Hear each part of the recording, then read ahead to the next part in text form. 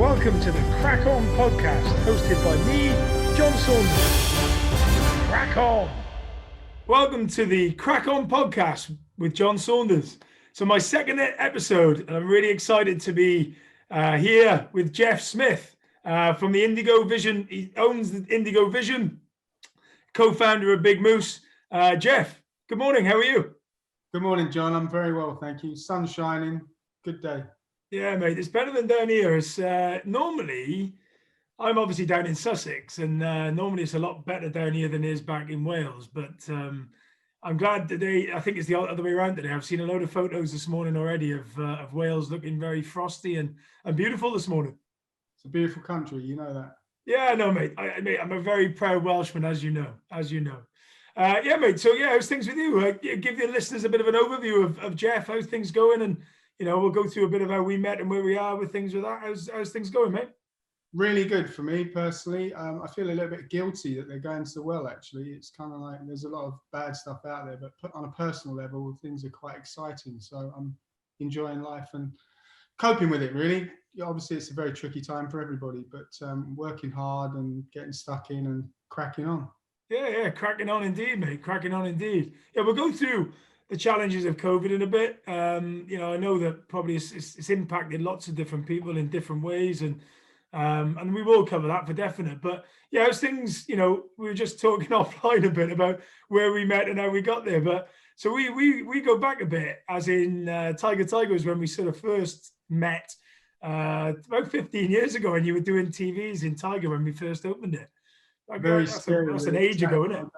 15 years ago. That's quite scary. But then we came a bit closer when I met you at 29 Park Place, where you helped Big Moose and the Coffee guys when we had our Cardiff half sort of after party, which you looked after us for, and everybody came back there, and we kind of grew from there. And your brother Di, obviously, so the relationship Agile probably Di. got a bit close from there. What's that? Agile Di.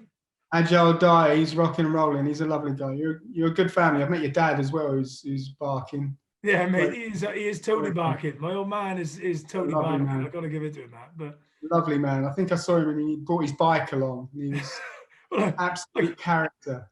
Oh, mate, he's a character. I mean, talk about a bit of a story with my dad. I remember he's always wanted to do the half marathon, and he's a really fit guy. He was a PTI in the TA, so he's always been fit, my old man. He's never done the half, and we all sort of as a family said, "Oh, I tell you what, we'll do that half." It may have even been. It was definitely one of the years we were supporting yourselves, and you were doing it with us.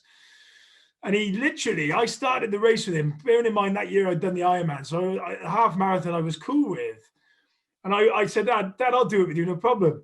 Anyway, he high-fived every supporter that we went around the half, and it took him 4 hours, 10 minutes to do the half marathon.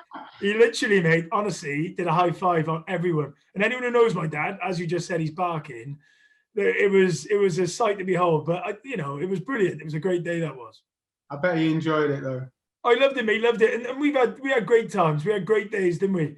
Really great days at supporting the charity. And we'll come to the charity. How is the charity at the moment? Talk me through. We'll kick off with Big Moose. How's it going with Big Moose? And talk through the story of that. Let everyone know what Big Moose is and where it is and how it all started.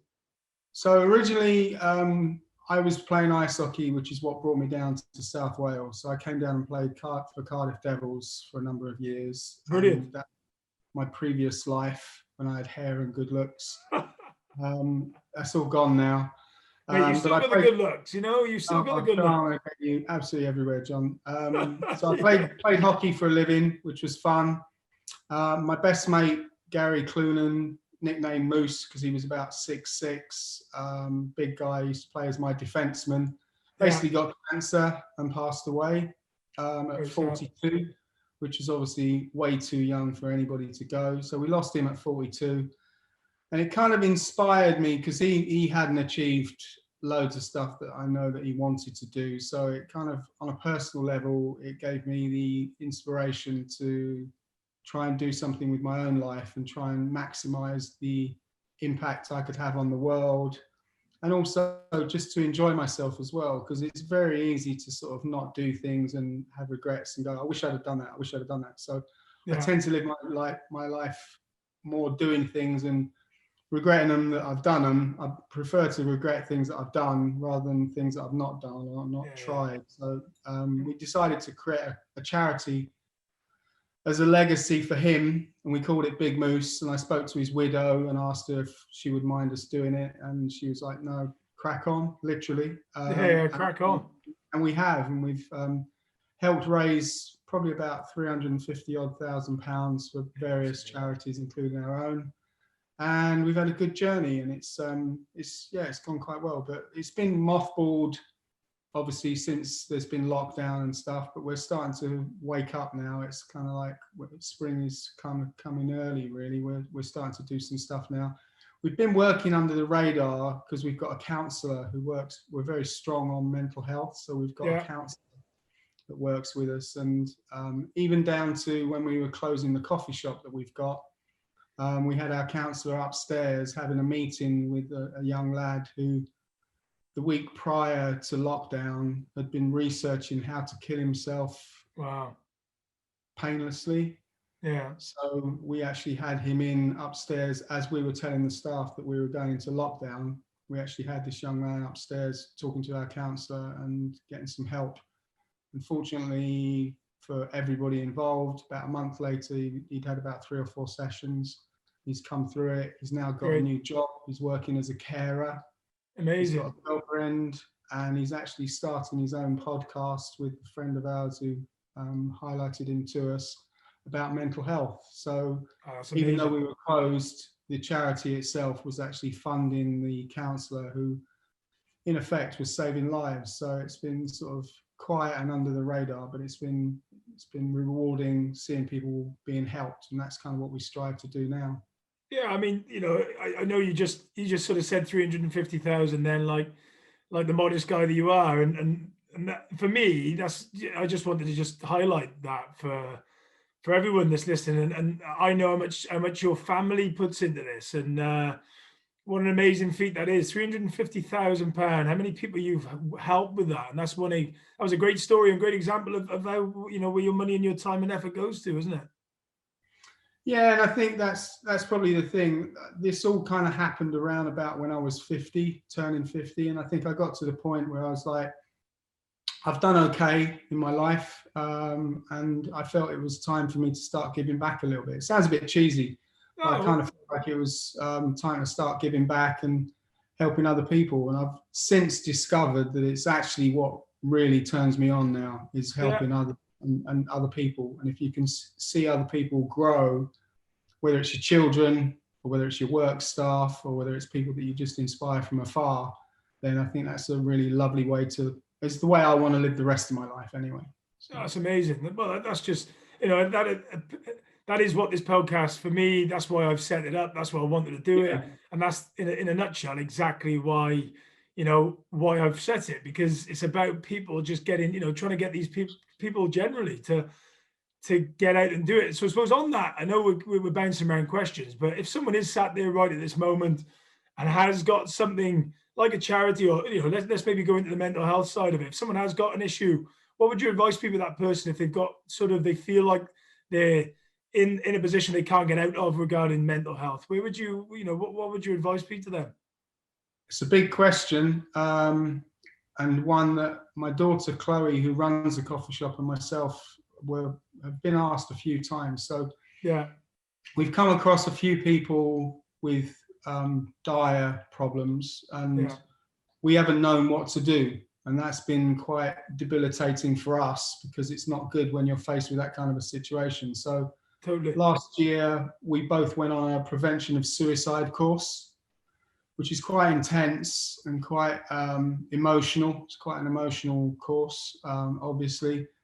But we've both learned some really good skills on how to sort of highlight and sort of spot signals and signs from people that we think potentially have are at risk. In answer to your question, I'm probably better equipped at the moment than I was a year ago. But I think probably it's about, if you're struggling mentally, then I think you probably need to reach out to people close to you, because there's no shame in struggling, whether it's financially, whether it's mentally, whether it's physically. There's no shame at all. And I think that often the case is that, especially with men, actually, I think men are probably worse than women. Men try and sort of be brave and a bit macho, and find it could potentially be weak to actually reach out to people, which it actually is the polar opposite for me. I think if somebody reaches out and says, I'm struggling, I think that's strong, personally, because I think it takes a strong man to actually admit that I'm struggling and I need help, and a hand up possibly. So I think in answer to your question, if anybody's struggling, listen to the podcast, then I would reach out to family, to friends. If you haven't got family and friends, reach out to people like Mind and the Samaritans. Yeah. If you can't get hold of anybody there, look us up on Big Moose and get in contact with us, because that's what we do. We're here to help people, and we don't need to know people. We get people being flagged up to us from afar. So if there's anybody listening who needs help and advice or counselling, give us a call. Because sometimes I think people go to the NHS, and I've got so much respect for the NHS, but I think they're overworked. Yeah. And I think that sometimes it's a struggle to actually get counselling quickly. And that's what we're very good at, is that when people come to us and we spotlight that there's a real problem, we can get them seen by our counsellor who we pay for. But because it's a commercial venture, we can get seen quickly and we can turn things around. We've had somebody this week who, a young girl who was in a position where, she's in danger. Yeah. So we've highlighted, and she's had her first meeting with our counsellor. I think it was yesterday. Wow. And he's starting to, and he's got a great track record. He's amazing. It's kind of one of those ones where every time we give him somebody, and we've given him tens, under 100, but tens of people, and he turns them around. He's fantastic. He gives them what he does is he gives them a toolbox, so that when they get into problems where they're struggling, they can use the tools from within the toolbox. And, so I think it's definitely reaching out, but not being afraid to admit if you are struggling, because it's a tricky old world out there, and there's a lot of, we're all navigating it in the best way we can, but there are going to be times when, and I think it's probably going to get worse. So that's I totally agree with you, mate. I think that, the interesting bit is that we've all lost people close to us, and I think, to mental health. I mean, we're of the age category, anything, 40 upwards, that, we're in that people are, we've all been affected by it. And I think you look back at it and think, well, could I have done more? Could I have done this? Could I have done that? And I think that bit of advice there, reaching out, and I agree with you. I think, men, it is males that, do find it a lot harder than others to sort of reach out. And I would be a massive advocate of that. And, my mum works for Mind, actually. And some of the, not stories that she talks about, because she's very obviously candid and professional in what she talks about, but scenarios potentially, some of them are, like I said, really, really quite hard positions to, accept and understand. And, but there are people out there having a real tough time of it. And I think it will get worse. And I agree with you that, the best way to do it is to reach out and ask for help. I did an online session this week with Welsh Government, and one of the things that I asked everybody that was watching, there was about 50 or 60 people watching, and I asked everybody on the call to make, after the call and after the session, to actually reach out to people, 3 people, and just check in with people. Yeah, it's good, really good. Might be. And so we sort of had over 100 people being contacted, which is kind of nice, and it's nice to make an impact. So if there are people listening to this, same kind of thing, check in with people, because that one call where you actually care and show that you care about someone can make a huge difference. And also you give somebody an opportunity to go, actually, I'm not doing too great. And then you can have a chat with them, and you never know what can come out of that. So I think something I've started doing, which I found really useful, is I've just been doing random acts of kindness. Now, I know that's, something that you've definitely been doing over years and years. And we do it every day, if you're the right character, the right person. But something I have been doing is I've been putting a recommendation on LinkedIn to people that I've tried to do 5 a day for the last sort of month or two. Just random acts of, this person's a top person. And ultimately, I haven't been in contact with them for such a long time. But the response I'm getting is amazing. Yeah. Just like you said, touching in, touch base. I think it's a real key bit of advice that, I think it's a really good bit of advice that, Jeff. I think sometimes what we're all guilty of is wondering whether it's cool to do that and whether it's okay to do that. But I think you have to go with your heart. Of course you do. If your heart says do it, just do it. Don't put any reduce the fear. Get rid of the fear. Yeah.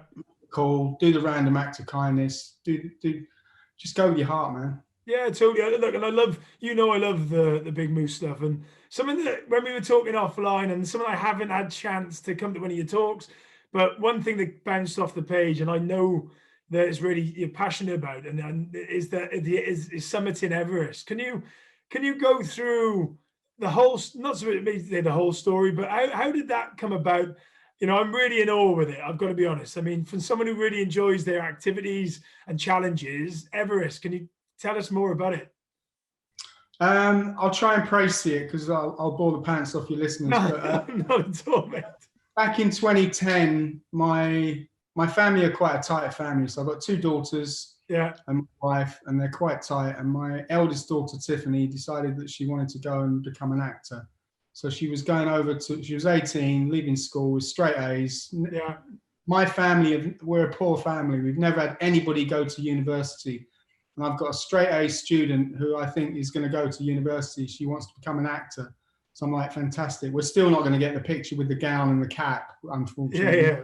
So she shoots over. Well, that's okay. I'm only teasing. She decided to go to Paris, to Disneyland Paris, to work and start her career doing that. So she was leaving the family sort of nest. So Chloe, my youngest daughter, decided that she was going to miss her tremendously. Yeah. And wanted to do something to give herself a bit of a challenge. So she decided that she wanted to go and climb Kilimanjaro in Africa, which is the highest mountain in Africa. So unbeknownst to me, she was 15 at the time. And if she did it, she'd become the youngest Welsh woman to ever climb Kili. So that was a plus. She decided she wanted to raise 10 grand for Bernardo's as well, which is very cool. Yeah, that's brilliant. Unbeknownst to me, a 15-year-old is not allowed to climb Kili. You have to be a minimum of 18. So she needed a guardian. I didn't know that. Yeah, so I had to go with her, and I'd never, unbeknownst to anybody, I'd never actually slept in a tent until I got to Kili. So we got to Kili, having done all the training, but never done any real outdoorsy stuff. So we went to Kili. First night in the tent, and we managed to summit. She raised 15 grand, and it was a great experience for me. So I'd sort of come out of my ice hockey career, retired, and probably missed the adrenaline. I'm a bit of an adrenaline junkie, so I kind of missed the thrill of playing ice hockey. So mountaineering kind of put that into my life. So Kili opened up this whole new world of mountains. So I then went on and climbed in Russia, did a mountain in Russia, then went to Alaska and did a mountain there.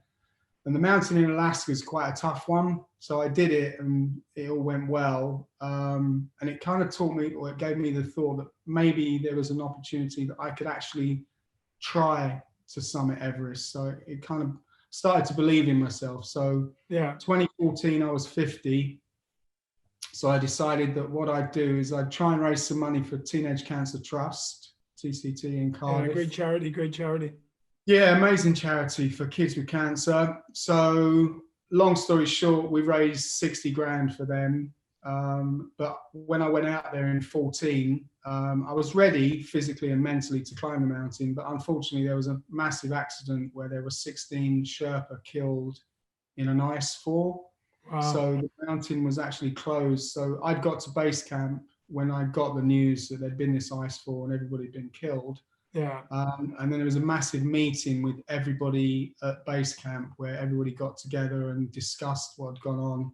And out of respect for the Sherpa, the decision was made for everybody to shut the mountain down for that year out of respect and all come home, which was devastating. And I came home not having achieved my dream. Yeah. However, I think because I'd managed to sort of raise the 60 grand for TCT and see what benefits that could do for them, that ignited something within me, as I mentioned earlier, where I just felt that I'd kind of found my purpose. Yeah.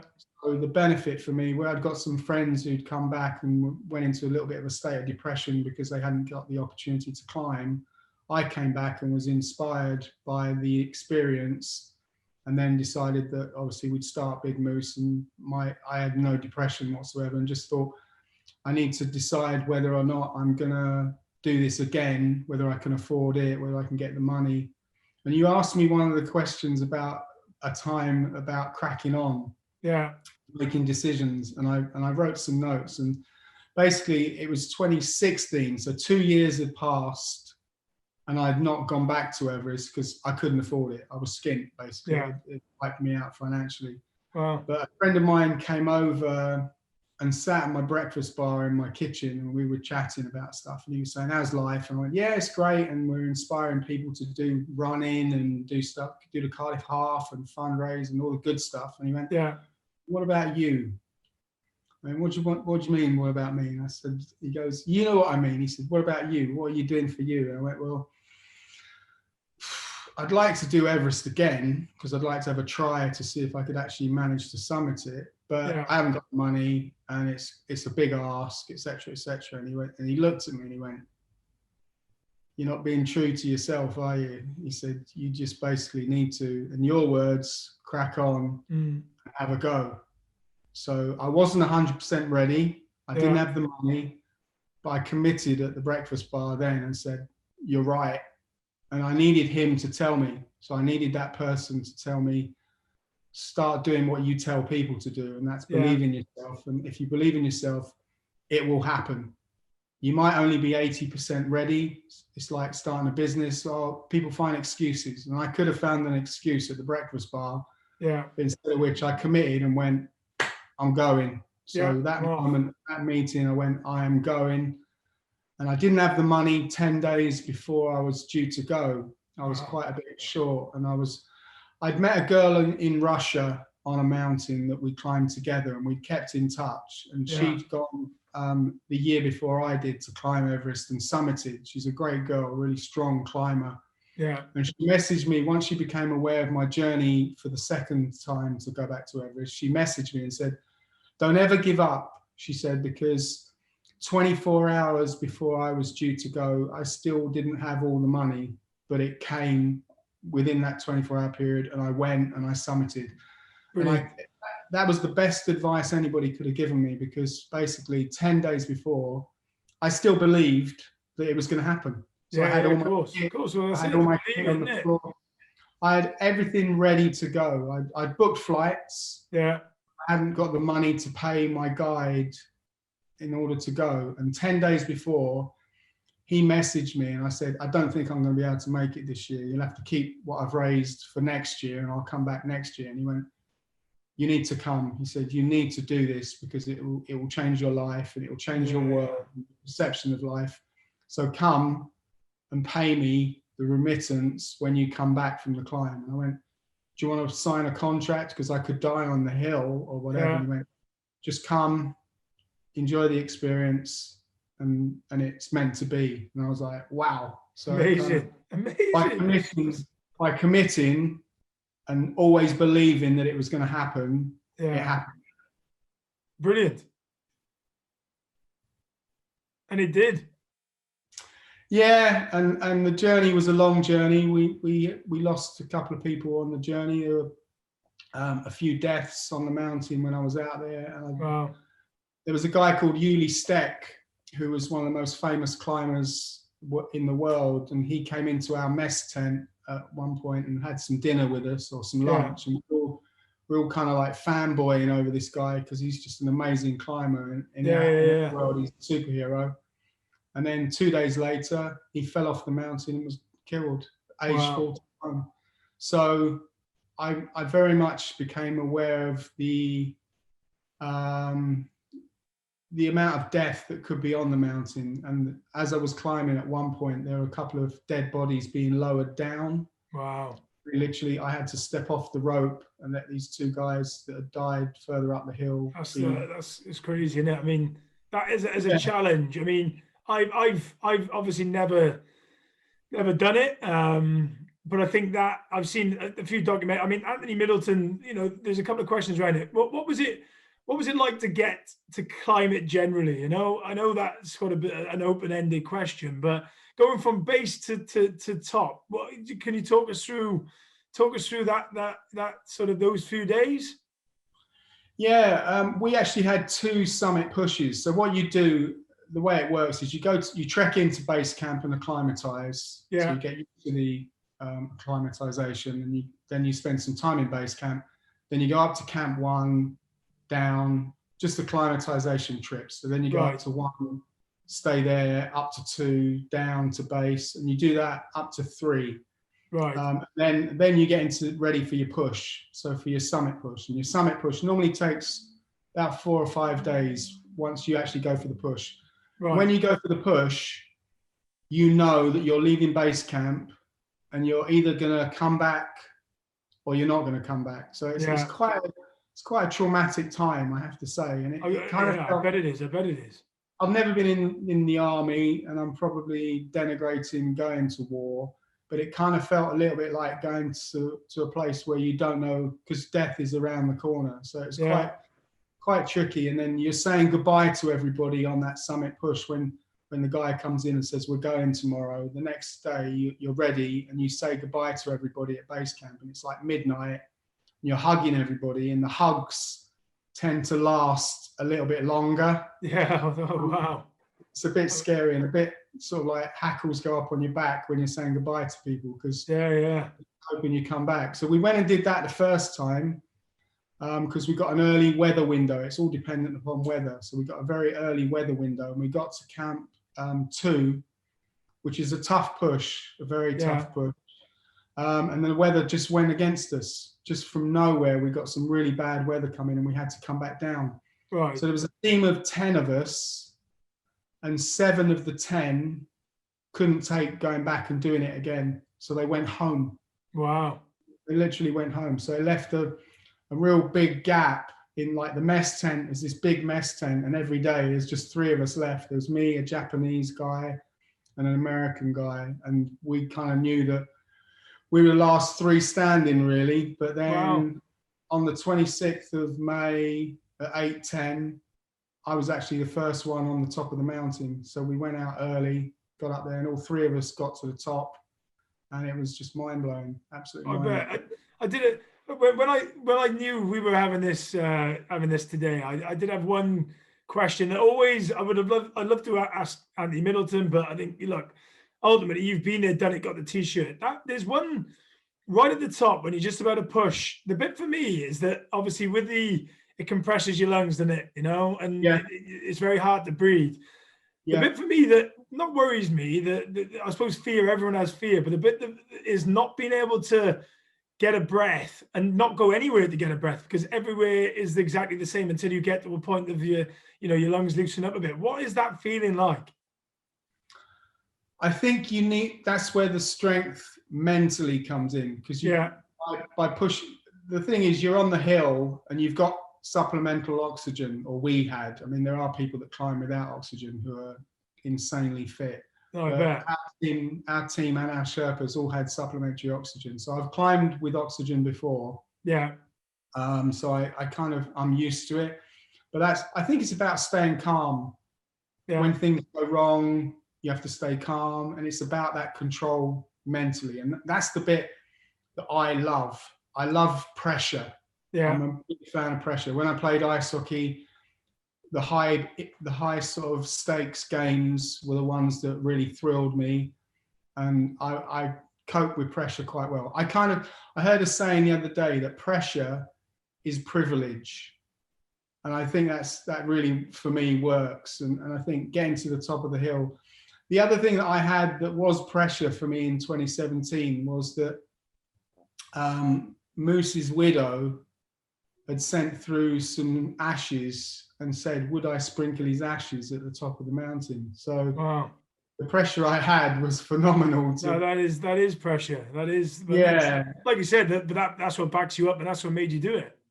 Yeah, that was definitely a driver, because I went in March, and in November I wrecked my knees. I did a run and basically wrecked both my knees. So I had Yeah. to have surgery. So I was in having surgery on my knees in November, Yeah. and sort of like I knew that I was going to climb in March. So it was like a lot of pressure, but that's what makes, for me, that's the bit that you're smiling and so am I, because that's the But bit yeah, that turns yeah. me on. Yeah, yeah, Same as yeah, you with Iron and Man. you know why I'm smiling as well, because I when I I've not summited Everest, right, and I've recently did the marathon. I've never done a marathon before, apart from in the back end of an Ironman, but I've never done a marathon, so I wanted to do it, and I did it, and the wind was hailing, but I got to the end, and I've got to be honest, mate, I absolutely thoroughly loved it. And there was something, a lot of people ask me then, why do you do that for? You're nuts. And like, same, I know what that smile is, because that smile is, yes, you see that as quite normal. And you see that as quite a normal exercise to do. Whereas a lot of people out there would think, wow, summiting Everest, I wouldn't even contemplate it. But you've been to the highest point in the world. And that for me is just, I totally and utterly understand. There's a part of me that would love to do it. I think the thing with it, the poison chalice is what's next, because that's the Yeah, question that people go, well, what's next? And it's, if I was a younger man and I wasn't married, I'd probably go and do K2, because right. K2 is really dangerous, like Yeah, yeah, proper. yeah. It's one of the most Um, dangerous ones, isn't it? yeah, but I'd end up being divorced if I went and Yeah. did that one. I put my family through. Everest was tough enough putting my family through. No, I But bet. K2, yeah, I'm not going to do while I'm married. So, Definitely not. so one of the questions I asked, and going back to the original, before you went into the Everest journey, you said Yeah, that you had advice to say this is going to change your life. Has it? yeah. And if so, in what way? It's made me calmer. Yeah, that's interesting. It's really made me calmer. Like I've got some guys that used to work for me, 2 or 3 guys back 15 years ago when we were doing stuff at Tiger Tiger, Yeah, and I see them socially, and a few people have said it to me. I just said, you've really calmed down, and I didn't think I was fiery, but I think probably I was. yeah, I think I just view the world in a much calmer way, and when things get het up and things get a bit sort of fiery and blustery, I'm kind of like the calm one. I think yeah, that's good. I've seen adversity, and when you're passing people that are like, even so Yeah. much as to coming down off of Everest, I ended up walking past somebody that died on the hill. So I'm Wow. literally walking down on a rope, past a rope, and there's a guy wearing exactly the same boots as me, and you're at high level, and I'm like, Jesus, what? And your brain has to compute what's going on, and I'm like, Yeah, wow, I could see he was dead. Somebody had put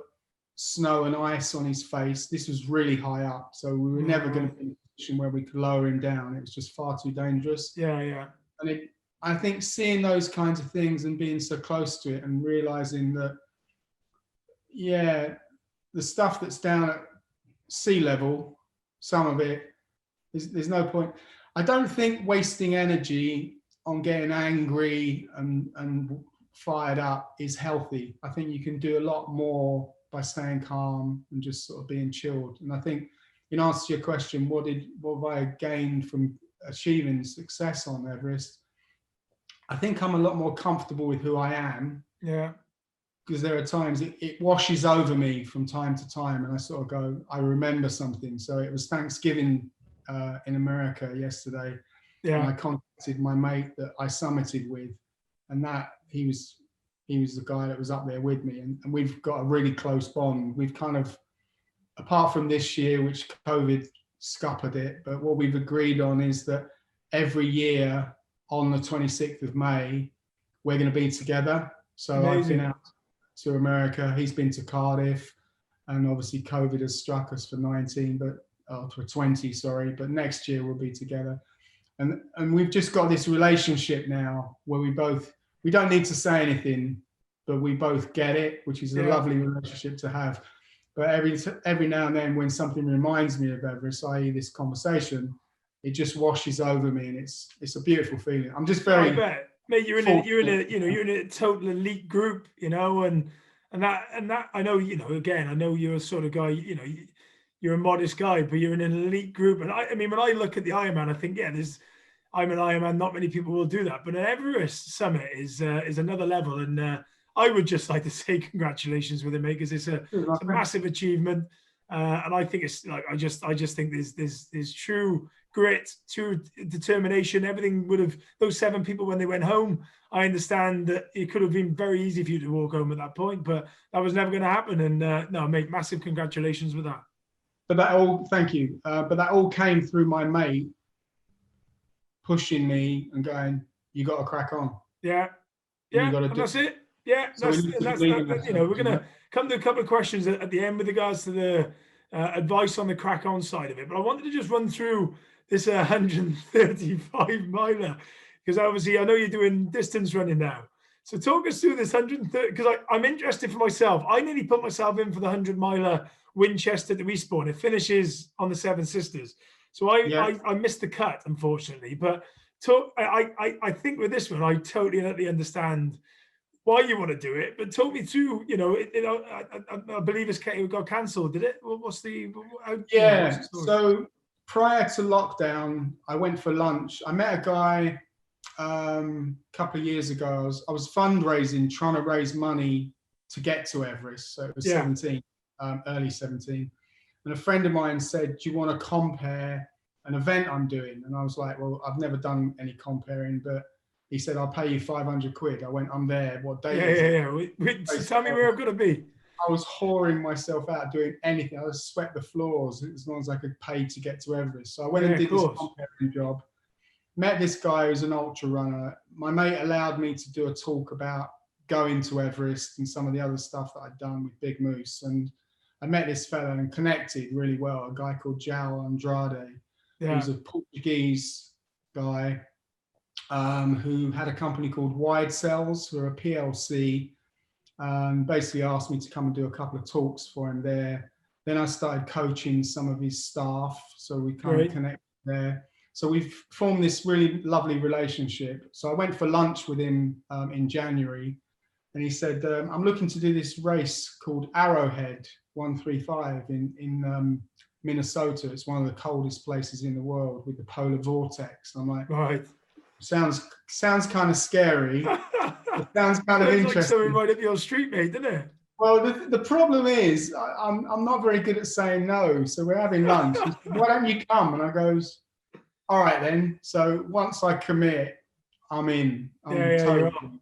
I definitely go for it. And he went a bit quiet on me during lockdown. And I thought, oh, it's obviously not happening.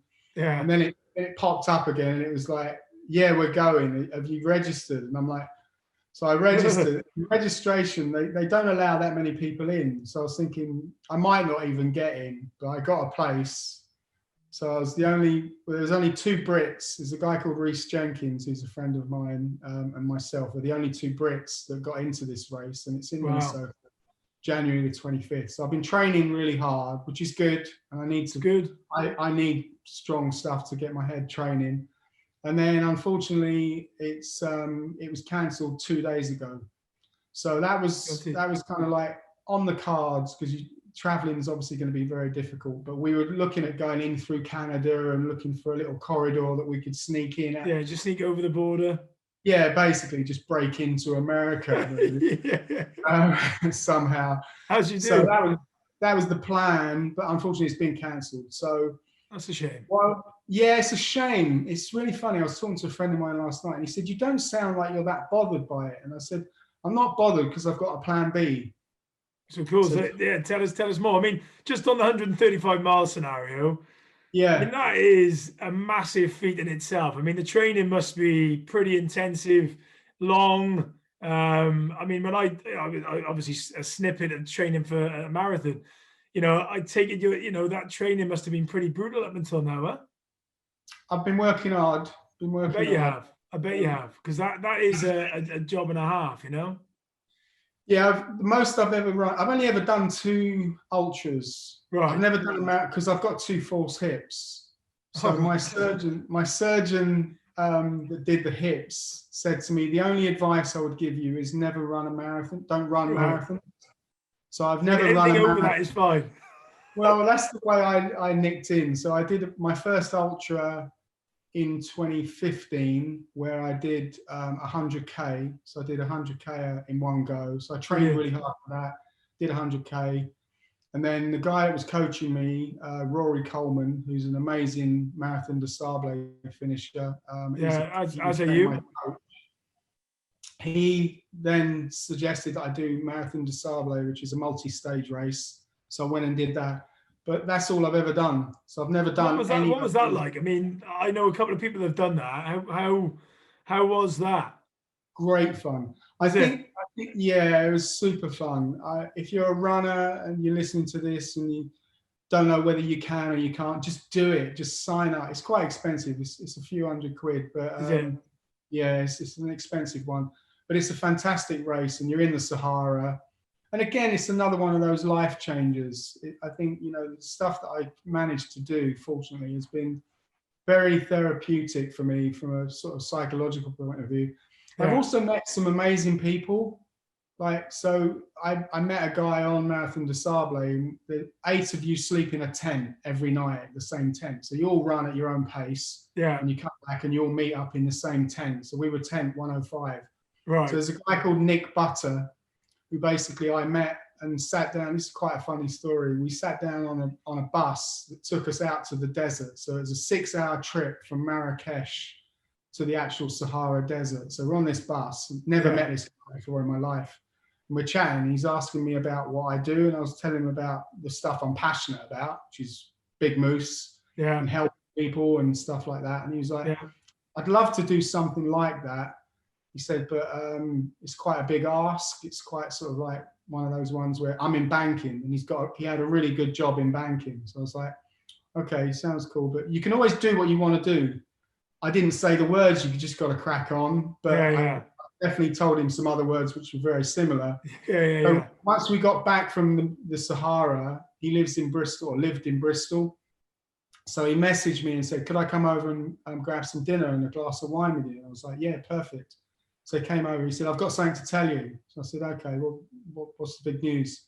So he said, I've quit my job after that conversation on the bus. I've quit and I'm thinking, oh, Jesus. No pressure. I told this kid to quit his job. I said, what do you mean you quit your job? He said, well, I've quit my job and I'm going to run around the world. Wow. So I'm like, I've said wow about 15 times today, but that's just like, come on.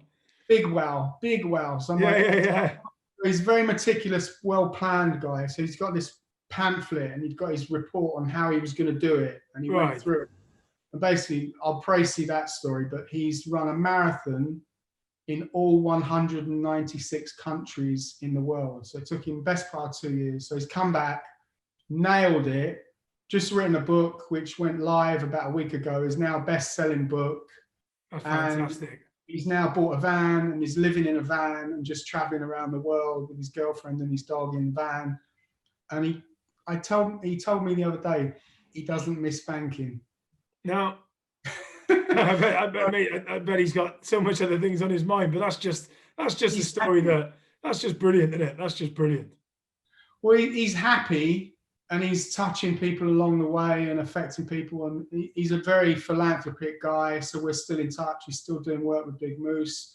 And it's just one of those, it's just having that belief, like everything that you tell people about cracking on. Yeah. It's removing the fear and going with what you really want to do. And that's so important. And I think, kudos to you for doing this podcast, because I think what you'll do is you will inspire people. So by all the different guests that you have on, but it's you're the one that's the nucleus behind it. And I think applaud to you for actually putting yourself out there, doing the hard work, doing the hard miles, because you will affect a lot of people. There'll be people listening to this podcast and the other ones that you do. Yeah. You'll change their lives. Yeah, I hope so. Well, I hope so, mate, because that's the why in this. The why is exactly that, is to help other people and impact people's lives, and that's what it's about, isn't it? And whatever we can do, to do that, we will do. And I thank you very much for that, because that is the why, that is the goal as well. So good why. Talk us through this plan B then. Talk us through this plan B, because I was really interested in that when you mentioned that. Well, I haven't actually launched it yet, but you're not going to put this. When are you putting this out? Yeah, maybe I'm going to put out next week. If you can't go through it yet, maybe we'll go No, through it. I'll tell you it. Again. It's fluid. It can always change. So basically, my plan is that I've located a place in Reading. Yeah. So I live in Cardiff, and Cardiff to Reading, there's a place that's about 120 miles. So we can extend the course a little bit, make it 135 miles. And there's a place in Reading called Arrowhead Road, and there is actually a number 135. So my plan is just a random plan. So in the winter in Minnesota, where we're meant to be doing Arrowhead, you have to put all your stuff on a polk, which is like a sledge. So you have all your food and your sleeping bag and all your warm clothing and stuff on this sledge, and you have to pull it 135. So my idea is we're going to put wheels on the sledge. We're going to walk 135 miles to 135 Arrowhead Road, and that's going to be the gig. So we're going to film it. Reece Jenkins, who was coming out to America with me, has said that he's in and he's going to do it. But this moment in time, I haven't actually spoken to him, so he knows the plan. He's a bit off the wall as well. He's kind of like, yeah, let's do it, let's go for it. And then the other idea is that we're going to try and raise some money for Big Moose. So we're going to get a load of people to come along, and over the month of January, run, cycle, swim, whatever you want to do. Bring friends along. Get 135 miles done, either yourself or with friends. So even if 10 friends do 13 and a half miles, that equals 135. So however you want to cut it, you do 135 miles and try and raise 135 quid. So I figure if 100 people doing that, we need somebody to help us first. I'm sure I'd get involved in that, mate. I'd be really. You could be number one. I'll be number one. Look, as and when you go live with it, I mean, I'd love to get involved with that because that'd be brilliant. Okay, cool. And then the theory is that we raise 13.5 grand for Big Moose, which will go directly to paying for our counsellor. Yeah. That's helping save people's lives. So what I want to try and do is I want people that I've got an Instagram page called Jeff Runs a Decade. Yeah. Where I want to just, like, loads of people have been following the Arrowhead journey, and because we've obviously had to cancel it, what I want to try and do now is go, you don't always have to let that beat you. Plan B can actually be better. So if I can do the 135 miles, but raise a load of money as well for Big Moose, how much cooler is that? So hopefully inspiring people to go, if he can do that, I can do that. And again, same as you're doing, just try and inspire people to believe in themselves and to actually crack on, you know? Yeah, totally, mate, totally. Well, I think I got one last question for you, and you've answered it many a time through the podcast. But if someone was literally sat there and in a position where lockdowns hit, they've always wanted to do something, they've always wanted to do that one thing they've never done before, and for us to sit here and try and inspire other people to do things, what would your last bit of advice for them to be? It's three-pronged, three tips really. I think the first one is really important, because what I don't want is people to think that myself or you just do these things without researching and just on a whim. So I didn't just climb Everest and just whimsically choose to do it. I did a lot of research, I did a lot of planning, I did a lot of training on other mountains to make sure I was ready. So my top 3 tips would be: do your research, whether it's business, whether it's sporting events, whatever it is, and surround yourself with experts. So ask people tips, get experts. You know, if it's somebody who wants to do an Ironman, talk to you. If somebody wants to climb Everest or any other mountain, talk to me. But whatever you want to do, if you want to start a coffee shop, surround yourself with experts, do your research, read books, read blogs, watch YouTube stories. We're so lucky. We've got so many resources around us at the moment. So just do your research. Second one is do what your gut's telling you. So if your gut is telling you you're not ready, don't do it. But if your gut is telling you you're ready, but you've got fear, take that fear away. So go with your gut. Then the third one is go for it. Yeah. Because fortune favors the brave, and you have to be brave. And everybody in this world who does amazing work, whatever that is, has to be brave at some time. So it's overcoming fear. So do your research, go with your gut, and go for it. Amazing, mate. I tell you what, I've loved. I was looking forward to today. I've been looking forward to it all week since you said yes to doing it. I've really enjoyed everything. I hope the people on the podcast get the value I've just got from it, because I've thoroughly enjoyed it. How do people contact you, Jeff? You mentioned earlier on, is there a way that people can contact you, or put if they want to donate to Big Moose, get involved in anything, how can they contact? Probably best to jump on Instagram. Yeah. Jeff runs the decade. So at the beginning of this year, I picked the worst year in history to actually set a challenge up to run a decade. So January the 1st, or December the 30th, I think it was, I had this random idea to just run every day for the next 10 years. Right. A minimum of as you do. As you do, yeah. So I'm 329 days in.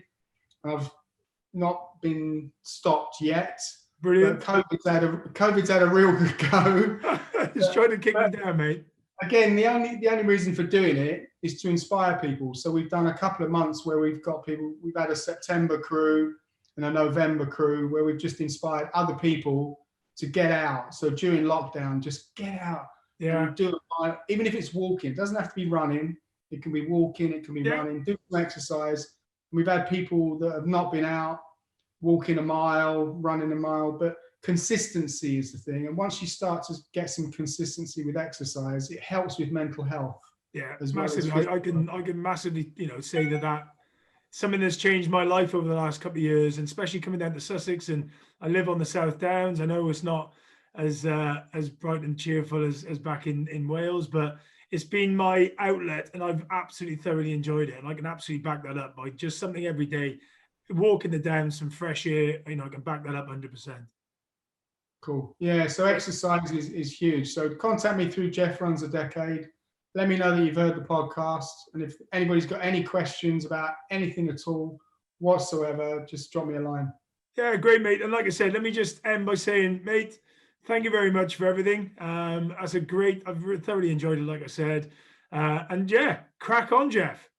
Great stuff. Thanks for the opportunity, John. Yeah, cheers, mate. Good luck with you. Honestly, 1 through 5, I'm all over that. Good luck with it. I'll be in touch. Yeah, cheers, mate. Thanks a lot. Bye, John. Crack on.